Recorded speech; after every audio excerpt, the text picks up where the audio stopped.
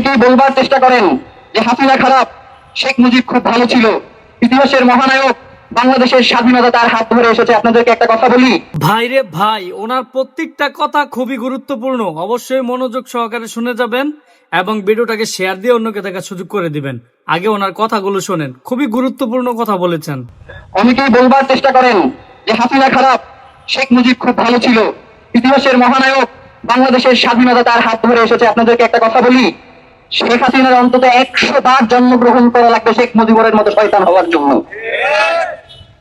৭৫ মানে আমাদের কাছে খুবই একটা আশ্চর্য বিষয় যে ৭১-এর পর ৭৫, মাঝখানে 3 বছর আর কোথাও নাই, ইতিহাসের কোনো জায়গায় নাই। এই বাংলাদেশে প্রথম ভোট চুরির রাজনীতি শুরু করেছে শেখ মুজিব। এই বাংলাদেশে গণমানুষের অধিকার কেড়ে নেওয়া শুরু করেছে শেখ মুজিব। এই বাংলাদেশে সংবাদপত্রের উপরে যে নিষেধাজ্ঞা সেইটা প্রথম আরোপ করেছে শেখ মুজিব। এই বাংলাদেশের রক্ষী বাহিনীর মাধ্যমে আরো 30,000 মানুষকে হত্যা করেছে এই শেখ মুজিব এবং তোফায়েলরা।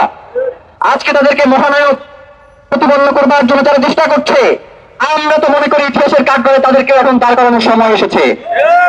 জুলাই পরবর্তী বাংলাদেশে আমরা যদি এই রক্ষী বাহিনীর কৌতুবাহকদেরকে আসামির কাঠগড়ায় দাঁড় করাইতে না পারি, তাহলে আগামীর বাংলাদেশে আরেকটা যে রক্ষী বাহিনীর মতো বাহিনী গঠন করে বাংলাদেশের মানুষকে, জনসাধারণকে তার অধিকার থেকে বঞ্চিত করা হবে না, সেই আশঙ্কা মুক্ত না আমরা।